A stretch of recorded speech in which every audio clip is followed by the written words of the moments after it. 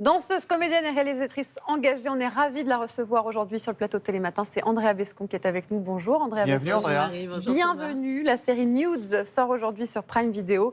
On a beaucoup aimé à Télématin. On voudrait faire le petit marqueur approuvé, ch'ting, ting, approuvé par Télématin. C'est quoi Nudes en quelques mots? Nudes, c'est une saison de 10 épisodes concernant la revenge porn. C'est en fait 3 mini-séries, 3 personnages réalisés par 3 réalisatrices différentes. Donc Sylvie Verrette qui traite le personnage de Sophia, Lucie Borlotto qui traite le personnage de Ada et moi je traite le personnage de Victor. Le revenge porn, c'est cette mode, malheureusement, consiste à tourner des vidéos intimes. Et quand on veut se venger de quelqu'un, on les balance sur les réseaux sociaux, on les balance aux copains, on les balance à l'école. Hein, C'est exactement ça, ouais. Thomas, en fait. C'est des vidéos qui sont intimes, que tu partages en toute confiance à la base et qui terminent parfois sur Internet. Le problème, c'est qu'évidemment, on ne peut pas les récupérer. C'est très rare, enfin même, ça n'arrive jamais qu'on puisse les récupérer. Donc c'est ad vitam, c'est quelque chose qui te suit toute ta vie et c'est forcément très, très compliqué à vivre. C'est une série. Ça, ouais. Pardon. Non, je sais ce que tu vas dire. C'est une série d'utilité publique. Oui, on se disait avec Ouais, Victoire ouais. qui prépare l'émission avec nous qu'il fallait montrer cette série dans les lycées, dans les écoles, parce que vraiment, ça apprend plein de choses. Qu'est-ce qui vous a donné envie de réaliser ces 4 épisodes là sur Victor? Est-ce que c'est l'idée de parler aux jeunes, parler aux parents? C'était quoi? Alors un peu les deux, mais c'est vrai que d'être dans le point de vue de la jeunesse, de travailler avec des jeunes, de créer avec des jeunes, puisque nos 3 personnages principaux sont des jeunes de 16 à 20 ans. Voilà, donc c'est génial de rentrer dans leur énergie. C'est pour les jeunes, dans leur point de vue, dans leur énergie, et également pour les parents et même les adultes en règle générale. Ça leur permet de rentrer dans leur contexte et de comprendre aussi tous les mécanismes. Après, moi, Victor, j'ai eu envie de parler de ce personnage puisque c'est celui qui est accusé d'avoir mis sur Internet une vidéo à caractère sexuel, et c'est la première fois que dans une fiction, j'abordais le point de vue de l'agresseur présumé. Oui, parce que Victor, donc le personnage principal, il est jeune, il est étudiant en médecine, Ouais. il est très populaire, hein, ses amis Il est l'aiment beau, beaucoup, il est sportif, il a tout pour lui. Mais dans une soirée arrosée, voilà, il filme une jeune fille sans son consentement, Ouais. et la suite, la voilà. Nico s'était rendu compte qu'il y avait des gens dans la chambre de sa petite sœur. C'est tout? Bah non, mais je sais pas, moi, regarder des gens qui baissent dans des draps roses, ça nous a fait marrer. Donc on est allé voir que c'était depuis le balcon. Et puis c'est un peu la tradition de filmer les gens qui chopent en soirée, tout le monde le fait. Ça n'a jamais fait un drame. Eh ben c'est complètement con comme tradition. Oui, d'accord, c'est un peu con. Mais bon, on était dans un état.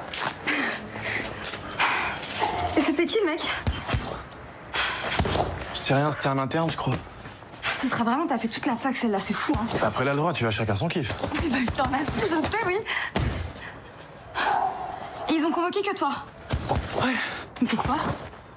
Parce que la vidéo a été postée. Et alors? Elle a été postée depuis mon téléphone. Attends, t'as pas fait ça, Victor? Mais non. Ça va pas ou quoi? Oh, j'ai pas fait ça. C'est eux, ils ont pris mon téléphone, ils ont mis ça en story.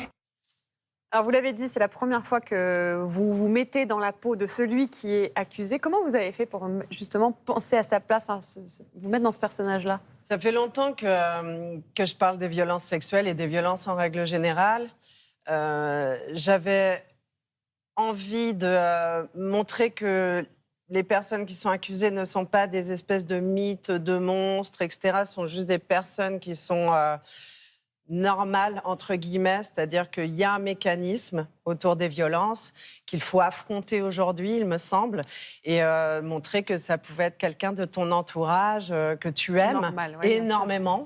Et c'est pas quelque chose de surnaturel. En fait, il a c'est pas rien d'un quelqu'un qui monstre sort quand du on le voit comme bosquet. ça. Non, justement. Pardon, il a rien d'un monstre quand on le voit comme ça de prime abord. Non, mais- On le trouve même plutôt sympa, Mais on le trouve jamais, très en fait. normal. C'est Voilà. pour ça que vous le filmez en faisant du sport, parce que vous les filmez Ouais. toujours en faisant du Ouais, sport. Et ça, c'est ça, assez c'est- exceptionnel, parce que c'est assez rare de montrer des monstres, entre guillemets, puisqu'il n'est pas vraiment, mais Ouais. au sport. Oui, non, mais après, bon, moi, c'est mon style de réal aussi. J'adore le mouvement, donc c'est quelque chose que j'intègre constamment dans mon travail, le sport, la danse. Ça permet de ne pas le voir physique. qu'il est justement ce monstre potentiel. Ça De le- permet surtout de déceler une profondeur psychologique qui va au-delà des mots. Une attitude comme ça. Et lui, il cherche la perfection, il est toujours numéro 1, il refuse l'échec quand même. Voilà. Le montrer par le sport comme ça, c'est forcément ça parle autant que les mots, quoi. J'adore. Et puis, il est sportif, il est beau, il est intelligent parce qu'il est très fort en cours. Donc ça montre effectivement que ça peut être n'importe qui. N'importe Ça va être notre meilleur ami. Ouais. Exactement. Quel est le truc le plus stupide que vous ayez fait, vous, pour épater un garçon dans la vie? Waouh. J'en ai fait un paquet de trucs stupides en amour. Mais peut-être de rester dans une relation en étant sûr que ça allait s'arranger. Je pense Vous alliez c'est le truc l'aider. Ouais. Je me disais, on va y arriver. Puis j'ai perdu beaucoup de temps. Il C'est un truc paraît, jeune, que vous faisiez du spiritisme, Oh là là, que vous avez ouais. même pu parler avec Kurt Cobain. C'est vrai ça ou pas? Alors, j'étais peut-être sous emprise d'un peu de vodka. Je sais pas. Oui, on a fait ça. On a fait du spiritisme, mais c'était... je recommencerai pas. Pourquoi? C'était assez étrange. Je ne sais pas, il s'est passé des choses bizarres. Je ne sais pas si nos cerveaux d'humains nous amènent à voir des choses, j'en sais rien. Mais en tout cas, ça m'a vachement perturbée. Ouais. Je ne recommencerai pas ça. Bon, Andrea Bescon, vous êtes connu aussi parce que vous n'avez pas votre langue dans votre poche. On va donc faire avec vous une interview, les 4 V. Les 4 vérités d'Andrea Bescon, tout de suite. Bonjour, bienvenue dans les 4 V, Andrea Bescon. Bonjour, Thomas Si Soto. vous aviez la possibilité de dire ces 4 vérités à Gérard Depardieu, vous lui diriez quoi? Je lui dirais qu'il a vraiment abusé de sa position pour obtenir ce qu'il voulait. Je dirais qu'il a abusé aussi de son influence sur le cinéma et comment le cinéma l'a laissé opérer de cette manière et il a profité de cette complaisance et de cette complicité passive. Je lui dirais qu'il n'avait pas le droit de faire ce qu'il a fait à Charlotte Arnoult, qui était il l'a connue petite fille et il sait très bien ce qu'il lui a fait. Elle était dans une situation de vulnérabilité extrême. Et je lui dirais qu'on ne fait pas ça en règle générale et surtout quand la victime... On ne parle pas de consentement quand la victime a 40 ans de moins, en fait. Si vous aviez les possibilités de dire ces 4 vérités à Rudolf Nureyev, vous diriez quoi? J'ai dit quoi? Nureyev. Nureyev. Je dirais qu'il a eu certainement raison de fuir comme il a fui le Bolchoï et de pouvoir vivre sa vie à Paris. Je lui dirais qu'il a eu raison de profiter de son orientation sexuelle et amoureuse et de pouvoir vivre comme il l'a fait. Je n'ai pas de choses très, très négatives à dire sur lui, en vérité. C'est pas toujours négatif, les 4 V. Attendez. Non, c'est plutôt positif, même. Je le remercie de nous avoir fait rêver, puisque pour moi, c'est vraiment le danseur le plus organique.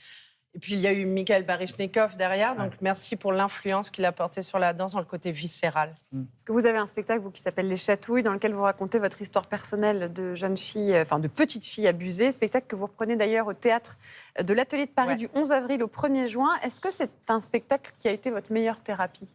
Oui, c'est un spectacle qui a bouleversé ma vie. Concrètement, ça a bouleversé ma vie. Ça m'a amené là où je suis aujourd'hui. Ça m'a amené à réaliser Nudes. S'il n'y avait pas eu Les Chatouilles, je ne faisais pas tout ça derrière, en fait. Donc, oui, ça a bouleversé ma vie. Surtout, ça m'a fait prendre conscience du fléau des violences, à quel point énormément de personnes étaient touchées par la pédocriminalité et l'inceste.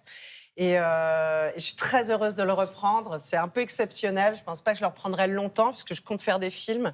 Mais je suis très heureuse de remonter sur scène, me reconnecter avec le public. Incroyable. Moi, on m'a forcé à aller le voir. En fait, j'avais une petite réticence. J'ai dit non, c'est un thème qui est trop dur, machin. Je crois que j'ai jamais été scotché comme ça. C'était à l'époque au théâtre Antoine. J'ai trouvé ça revenons aux formidable. 4 V. Si vous aviez la possibilité, rapidement, de dire ces 4 V à Andrea Bescon. Ah, waouh. Alors, je lui dirais avance, continue d'avancer avec humilité, avec rigueur, avec travail, avec énergie. Sors des emprises, ça va bien se passer, tu es sur la bonne voie. Arrête de t'énerver un peu.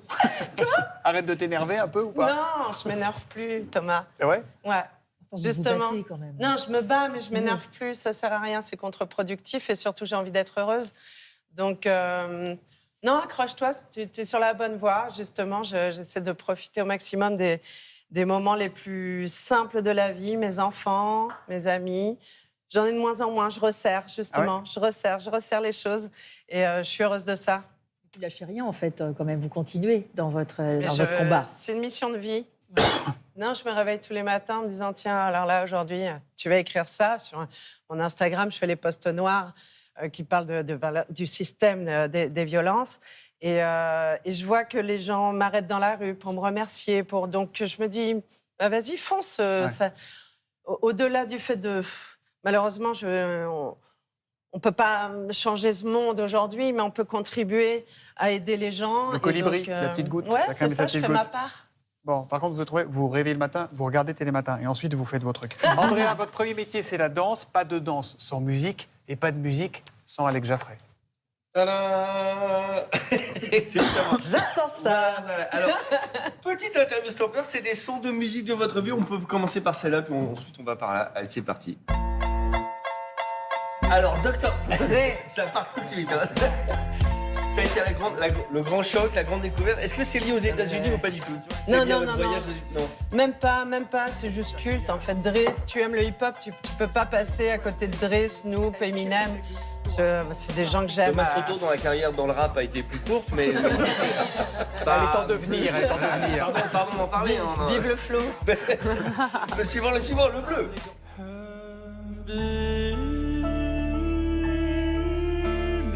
Voilà, alors, ouais. C'est qui Tamino que j'ai vu au Trianon l'année dernière. Au Trianon, et c'est ça, j'ai été bouleversée par sa sensibilité. Vraiment, il est très jeune. Il est très grand. jeune, très grand et surtout très jeune. Tu te dis, waouh, à 20 ans, pouvoir sortir ça. Quelle présence, quelle poésie. Allez. Oh Rabbi Jacob. Pourquoi donc?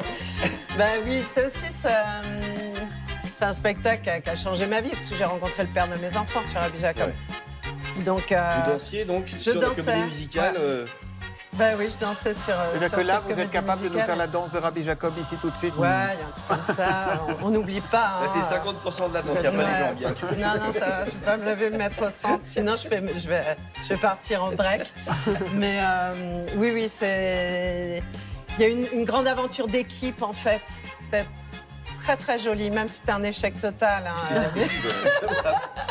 Vous avez rencontré votre mari, c'est pas un échec. Même mon ex-mari, le père de mes enfants, mais oui, c'était en tout cas une grande aventure. Ouais. Il faut que cette musique nous mette bon poil. Hein. On va l'écouter pendant...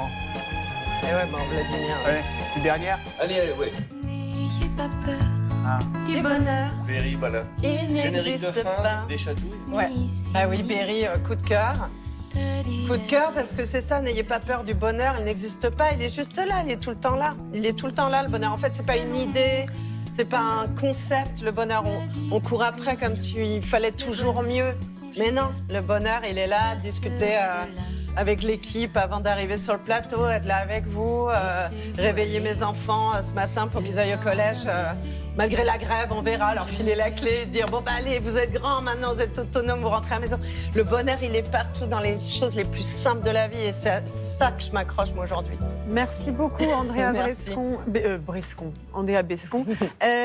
Vous dansez dans la série, je vous ai vu, je vous ai reconnu. Ah, vous m'avez repéré, Ouais, je vous ai c'est mon reconnu. petit Vous caméo. verrez, exactement, il y a un petit caméo d'Andrea Bescon Ouais. qui danse. La série Nude Store aujourd'hui sur la plateforme Prime Video. Et c'est la grève, donc mettez vos ados Devant la télé. Non mais vraiment, vos ados, vos garçons, vos filles, tout le monde. Et ne ratez pas non plus les chatouilles de retour au Théâtre de l'Atelier. Ça reprend le 11 avril. Il n'y en aura pas jusqu'à la fin des temps, donc cette fois-ci, il faut y aller. C'est la dernière chance de voir Andrea dans ce spectacle. Merci beaucoup à vous. Merci.